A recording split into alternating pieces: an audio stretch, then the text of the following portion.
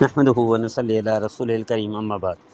نبی کریم صلی اللہ تعالیٰ علیہ وآلہ وسلم نے ارشاد فرمایا کہ تعزیت کرنے والے کو مصیبت زدہ کے برابر اجر ملتا ہے۔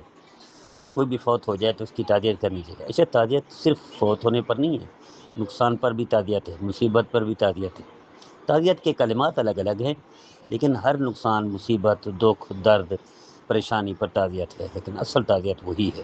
جیسے شہادت ایک ہی ہے، اصل شہید وہی ہے جو میدان جہاد میں ہو، لیکن شہادت کی بہت ساری قسمیں، ہر مسلمان شہید مرتا ہے کسی نہ کسی درجے میں۔ تو تعزیت اصل وہی ہے، مرنے کا پر کسی کے ساتھ تعزیت کرنا، اس کو تسلی کے کلمات کہہ دینا، اور یقیناً یہ اجر ملتا ہے اور کرنی چاہیے۔ اس لیے معاشرہ اسی طرح تشکیل پاتا ہے، معاشرہ اسی طرح وجود آتا ہے، معاشرے کی اسی طرح تربیت ہوتی ہے۔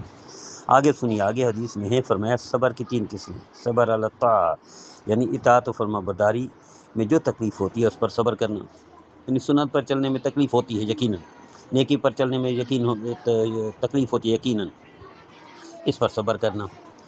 اور اسی طرح صبر المعصیہ، تکلیف و مصیبت پر صبر کرنا۔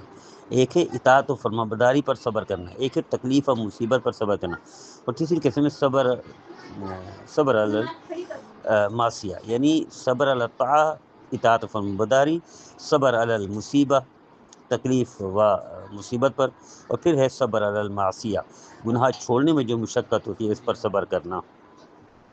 تو یاد رکھیے گا، سنیے آگے فرمایا صبر علی المعصیہ پر 300، صبر علی الطاعہ پر 600، صبر علی المصیبہ پر 900 درجات ملتے ہیں۔